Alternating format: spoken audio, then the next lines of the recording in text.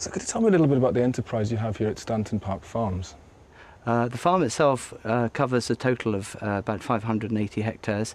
We've farmed here for just under 40 years, and in my own right I've been farming since the early 90s, and it's comprising of a mixed range of crops ranging from oilseeds through to cereals.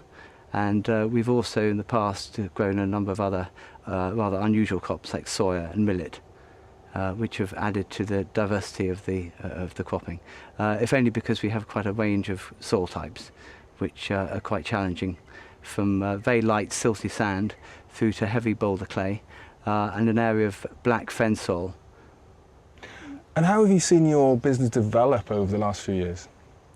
Well, like many arable enterprises, we've obviously tried to reduce costs and overheads and so on, and to expand where possible. But alas, land hasn't been necessarily available for sale, certainly in this area. But we've recently entered a contract farming arrangement with a neighbour, which has significantly increased our overall productivity and area, as well as being in one block, which has increased efficiencies no end.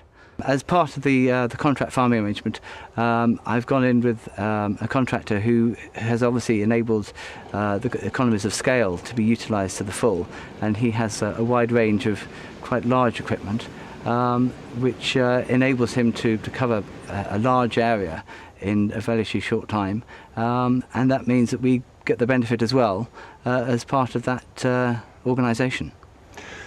We're stood in front of this MF Centora Combine. What was the decision made to start using this?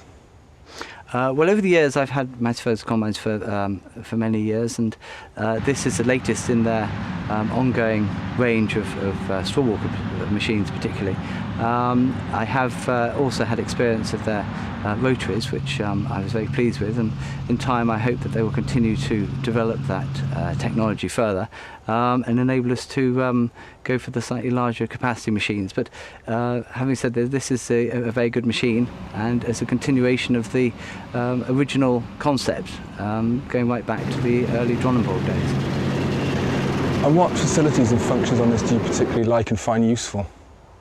It has a very convenient system called data vision, which enables all the functions of the machine to be controlled in one console. The power flow header is obviously universally recognised as being a very useful and efficient header, and particularly for a wide range of crops it serves its purpose very well.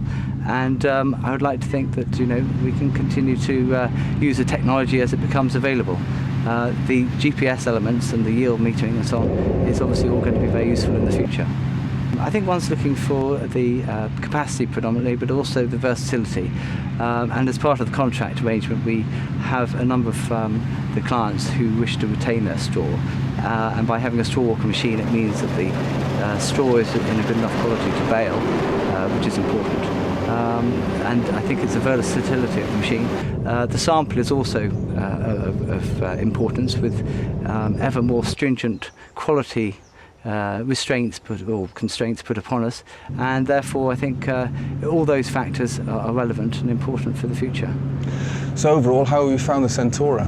I'm very pleased with how it's progressing, and its performance is probably exceeding my expectations.